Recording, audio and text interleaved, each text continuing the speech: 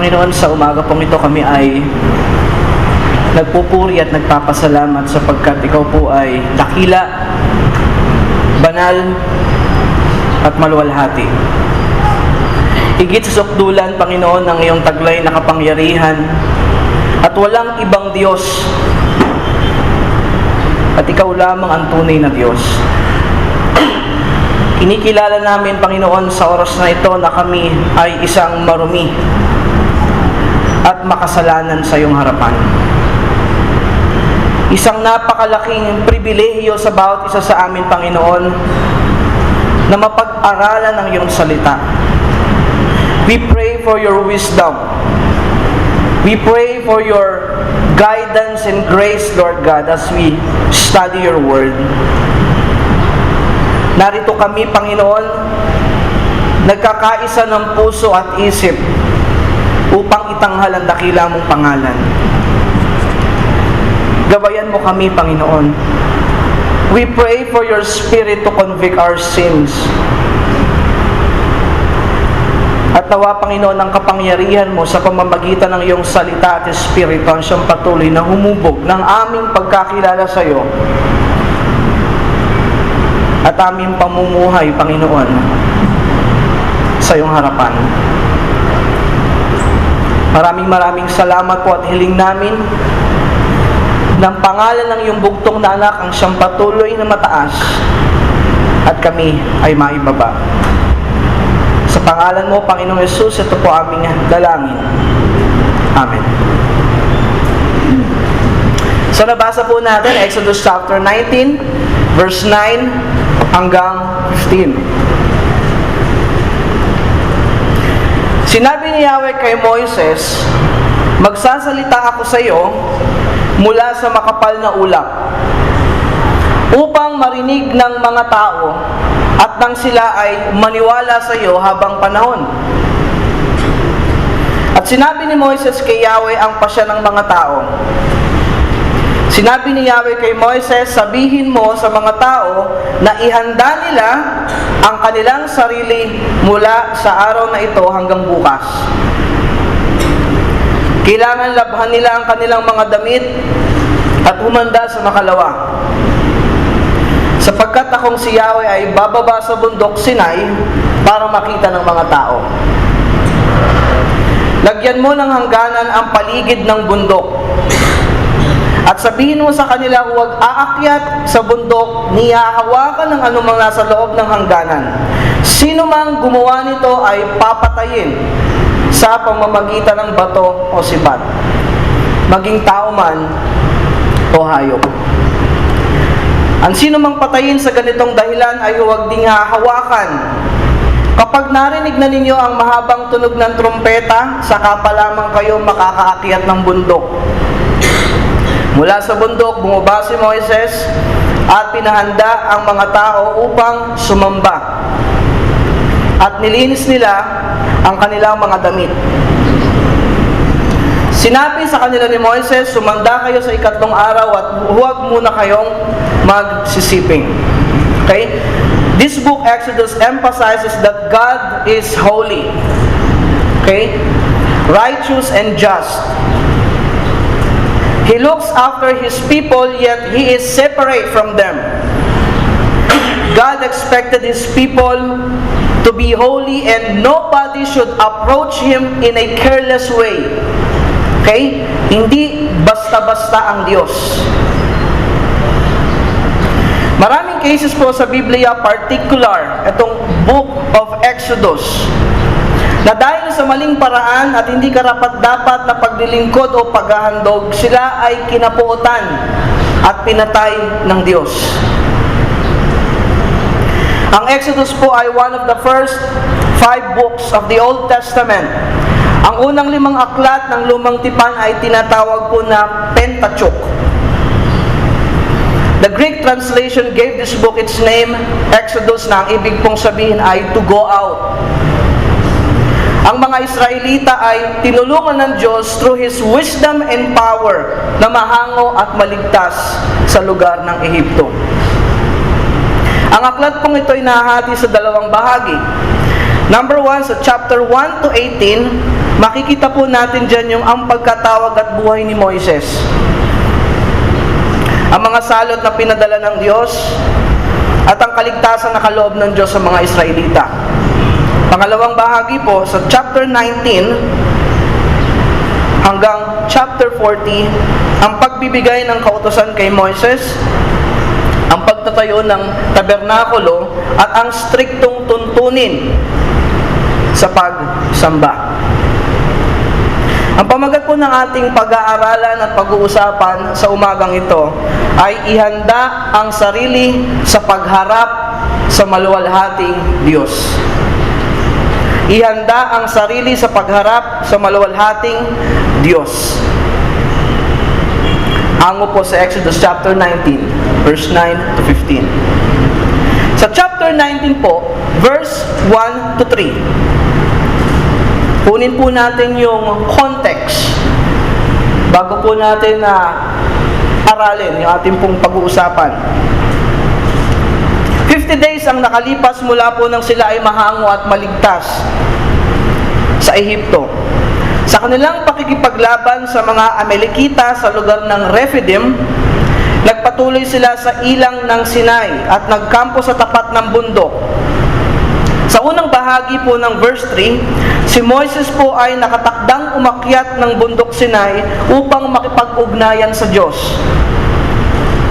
Sa panahon pong ito, si Moises ang siyang tumatayong tagapamagitan, mediator, ng makasalanang Israel sa isang maluwalhating Diyos.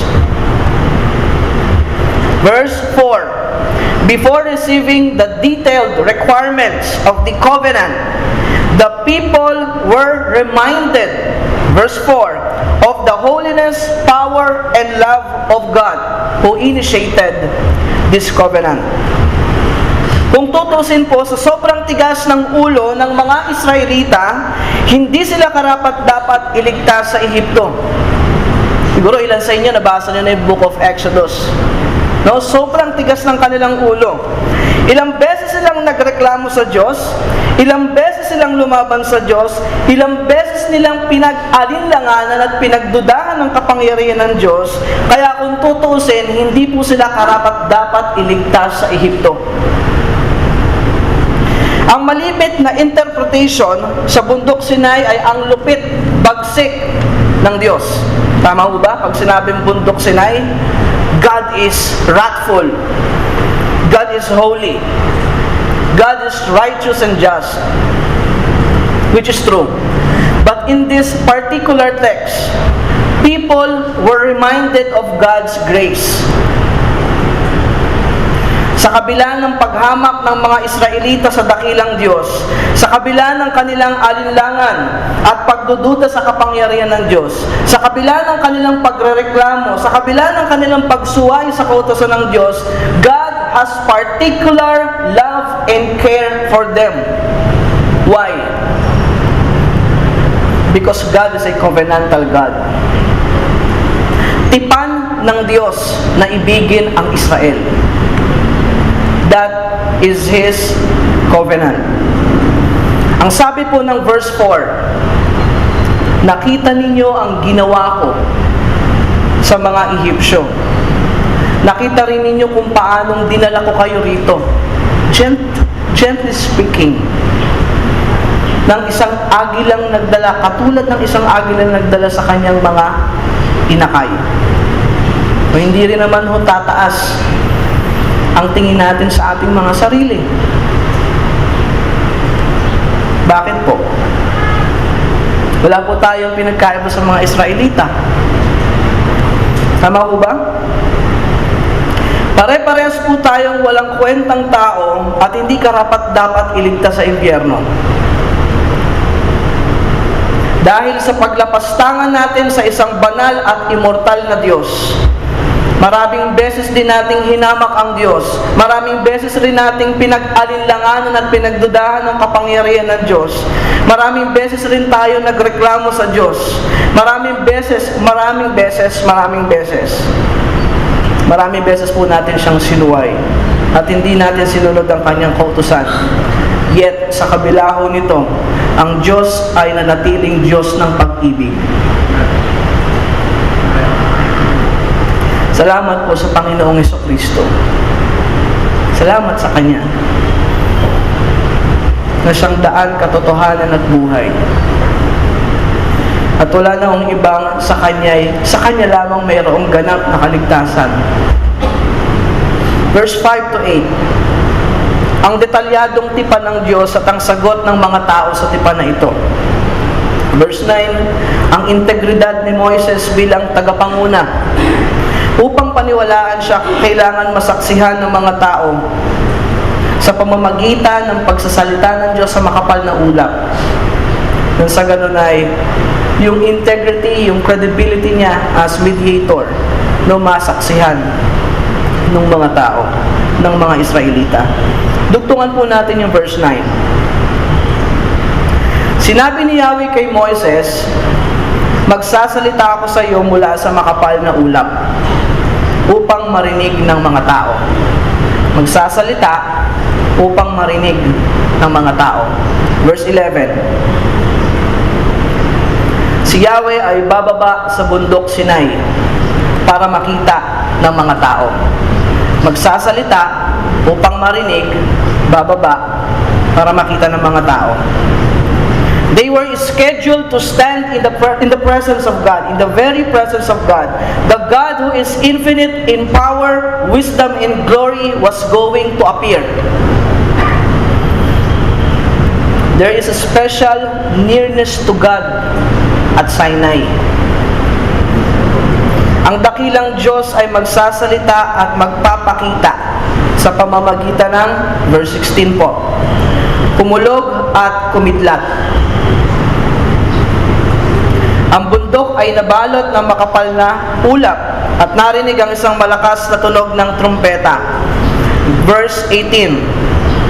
Ang bundok Sinai ay nababalot ng usok sapagkat bumaba si Yahweh sa anyo ng apoy.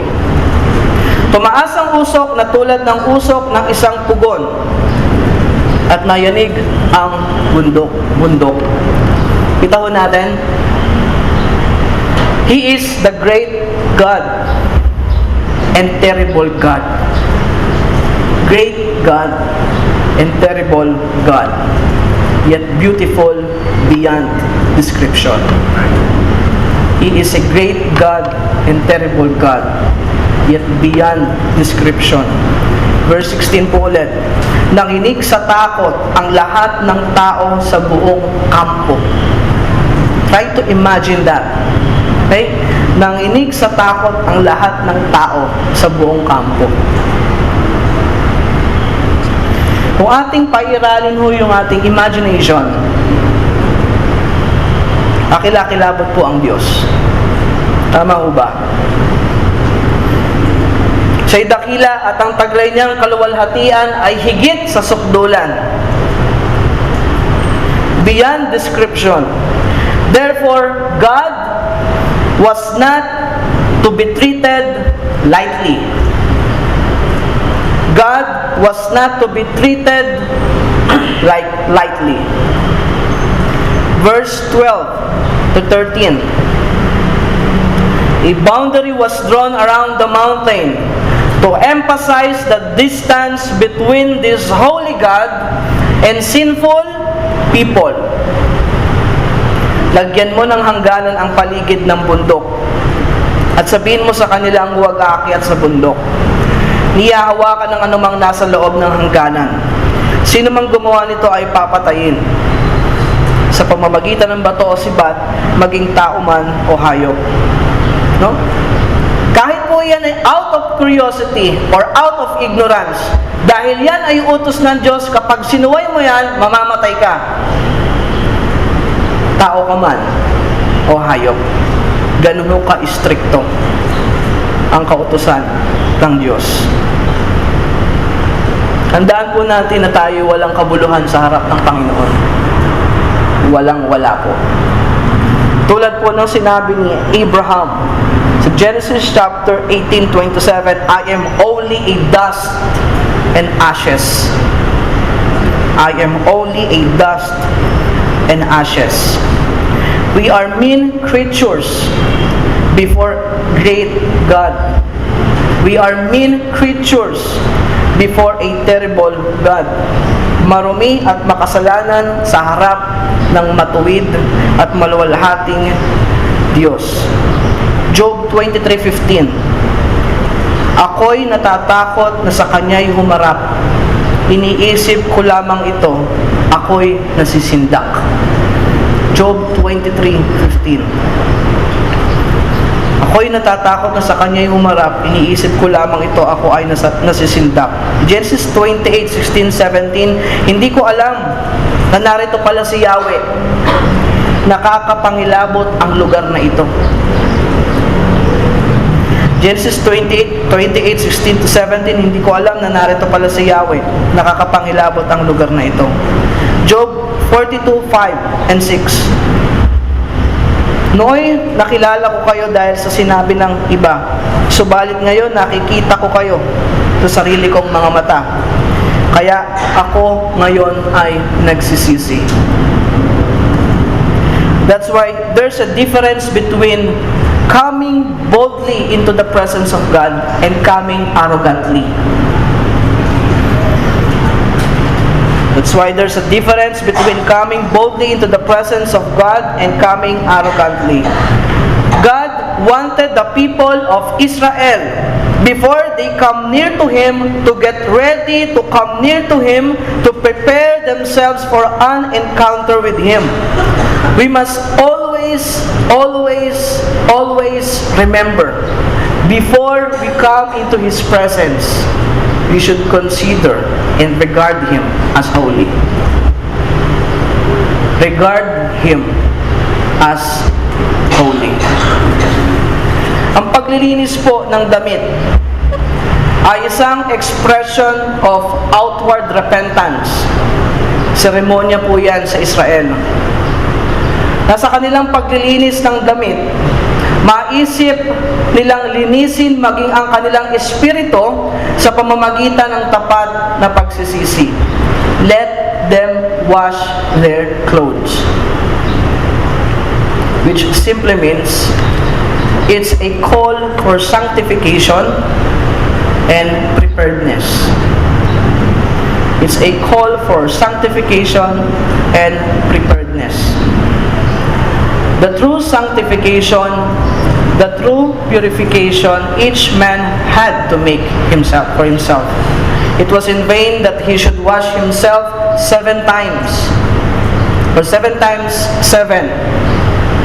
In vain that he should purify his garments and keep himself free from material pollutions of every sort and kind. Some more was needed. He required to be purified in heart and soul. There must be separation from what was not of God, that there might be a fellowship with what was of God. There must be a separation from what was not of God, that there might be a fellowship with what was of God. Nakita po natin yung awfulness of God's presence. At yung hindi birong preparasyon ng mga Israelita bago sila humarap sa Diyos na dakila at sa Diyos na maluwalhati. Now, it is very important also for us that we take time to prepare our hearts to worship God before we set foot in the sanctuary on Sunday morning. Tama ho? Nakita natin, awfulness of God's presence and almost 3 days preparation ng mga Israelita. That's why it's very important also for us that we take time to prepare our hearts to worship God before we set foot in the sanctuary on Sunday morning. Kung ang mga Israelita po ay nabalot ng takot at nagkaroon ng matinding paghahanda sa kanilang sarili bago humarap sa maluwalhating presensya ng Diyos, tayo po. Paano po natin inihahanda ang ating sarili bago humarap sa Diyos? Bago pumunta sa ating bahay-sambahan. Paano po? Hebrews 12:29. Hebrews 12:29. Offer to God acceptable worship with reverence and awe. Sa Tagalog po ay sambahin siya ng merong banal na takot. Sambahin siya ng may banal na kaayusan. Yan po ang sabi ng mababaw na Tagalog. For the Christian, there is no sweeter moment in the week than Sunday morning. For the Christian, there is no sweeter moment in the week than Sunday morning. How good it is to meet with God and His people. Touch na touch po ako dun sa video. God is so faithful. God is so faithful. How good it is to meet with God and His people. But because it is part of our weekly activity, there is a temptation to treat it as normal, common, and routine. May it never be. There is no normal Sunday. Pag pinag-aralan po natin yung ecclesiology, study of the church, napakalaki ng role ng simbahan sa paglago ng pananampalataya at espiritual na buhay ng miyembro at katawan ng simbahan. We gather here not just to have a fellowship, but to meet God. How can we prepare for worship? How? Practical po. Number 1.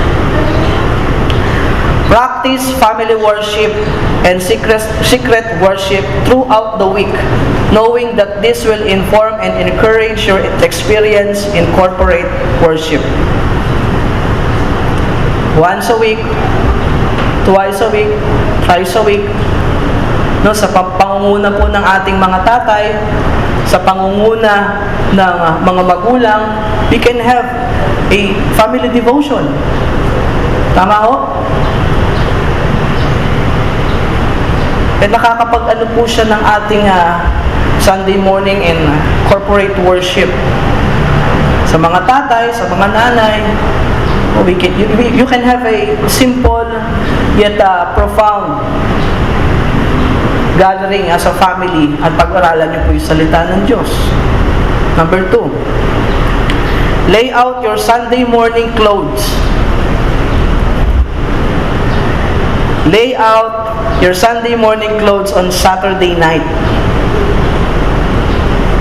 So you don't have to change 10 times on Sunday morning before finding an outfit that fits well or looks right. Oh? Sabado ng gabi, kaya Sabado ng umaga, prepare na natin yung susuot natin para hindi tayo parang aligaga pagdating ng linggo ng umaga. Ay, susuot ko yung sapatos ko. Saan ako po? Tapos, alam mo yung distracted na yung isip mo, nawala ka na dun sa focus that this is Lord's Day. And humbly admit it that sometimes we treat Sunday morning as normal days. Pero hindi po. No, hindi po ganon. Number 3, go to bed early on Saturday night. No, para wag kang mahirapan. Friday nights can be filled with late night activity, but Saturday nights should routinely be safeguarded. Sleepyheads make for drowsy worshipers. No, tulog tayo ng maaga pag Sabado para ho yung ating katawan ay well prepared din sa pagharap natin sa presensya ng Diyos. Number 4, refrain from turning on the television, watching on YouTube, or catching up on Facebook Sunday mornings. Our minds are so easily distracted. Safeguard your mental space. No, bawas po muna tayo ng Facebook pagdating ng linggo ng umaga. Yung focus pa rin po natin mahalaga. Rise early on Sunday morning and spend time reading the Word, praying, and meditating to prepare your heart for worship. Mas maganda as a family or individual, bago tayo pumunta sa simbahan, nagkaroon tayo ng devotion. Nagkaroon tayo ng konting Bible study. No, yung ating Bible reading plan, hindi natin nasasablayan, lalo pagdating natin ng simbahan natin o bahay-simbahan natin. There is nothing as meaningful, rich, and glorious on earth as the church gathering together with its Lord and Savior in worship. Tama ba? There is nothing as meaningful, rich, and glorious on earth as the church gathering together with its Lord and Savior in worship. No? Parehas pong magkabila ay delikado. Pwedeng ma-fall tayo into moralism or legalism. Hindi po tayo doon na kailangan. Parang pagdating mo ng Sunday, banal na banal ka, ganyan. Hindi naman ganun, prepared na prepared ka. No. Hindi po tayo sa legalism, hindi tayo sa moralism. Pero yung part po natin, na ihanda yung sarili natin bago tayo pumunta sa bahay-sambahan, ay malaking bahagi. Upang mas maunawaan natin ang kalooban ng Diyos sa buhay natin. Why? We're here because of God's holiness, righteousness, power, and wisdom. We're here because of His goodness, kindness, and compassion. We're here because of His grace, mercy, and love. We're here to worship Him for who He is. We're here to exalt and savor the message of the glorious gospel of Christ. We're here to magnify the name of our Lord Jesus Christ who died on our place. We're here to receive the words of eternal life na sa ating mataimtim na pakikinig ng salita ng Diyos, tayo'y magsitatag, magsilakas sa pananampalataya at espiritual na buhay. Lumago sa pagsunod at lubusang magpasakop sa kanyang salita at espiritu at araw-araw na paghariin si Kristo sa ating buhay. We're here to express our gratitude, faith, and love for God and to His people. Kaya po marapat kung ihanda muna natin ang ating mga sarili bago humarap sa maluwalhating presensya ng Diyos. If we are desiring to approach into the presence of God and to dwell with Him, we must come to Him with clean hands and pure hearts. Ganoon pa man po ating sariwain, na wala tayong karapatang lumapit sa presensya ng Diyos. Wala po. And there's no amount of preparation that we can do is enough to make us fit. Salamat po sa Diyos, salamat sa Panginoong Jesucristo, because Christ is superior to Moses. Christ is greater than Moises. Di na po natin kailangan pumunta sa isang bundok upang sumamba sa Diyos. Salamat po sa Diyos. Di na po natin kailangan ng tabernakulo upang sumamba sa Diyos. Salamat po sa Diyos. Dahil di na po natin kailangan ng kung ano-anong seremonya upang sumamba sa Diyos. Salamat po sa Diyos. Si Jesucristo po na ating dakilang saserdote at nag-iisa nating tagapamagitan in Ephesians chapter 2 verse 3. Dahil sa ating pakikipag-isa kay Kristo Jesus, tayo na dati malayo sa Diyos ay inilapit sa pamamagitan ng dugo ni Kristo. Dahil sa ating pakikipag-isa kay Kristo Jesus, tayo na dati malayo sa Diyos ay inilapit sa pamamagitan ng dugo ni Kristo. Tayong lahat po ay manalangin. O Diyos na dakila, maraming salamat po. Maraming salamat po sa iyong salita. Such a great privilege for us to study your word. And cause us and help us to be doers, Lord God, of your word. Nawa po ang iyong Espiritu ang siyang patuloy na maghari sa lahat ng aspeto ng aming buhay. At patuloy namin maunawaan, Panginoon, ang iyong plano, balak, at kalooban, Panginoon, sa aming pong buhay. Pagpalain mo po ang bawat isa sa amin, gabayan sa pamamagitan ng iyong salita na naipahayag sa araw at oras na ito. Maraming salamat po. Ito po aming panalangin sa pangalan mo, Panginoong Hesus. Amen.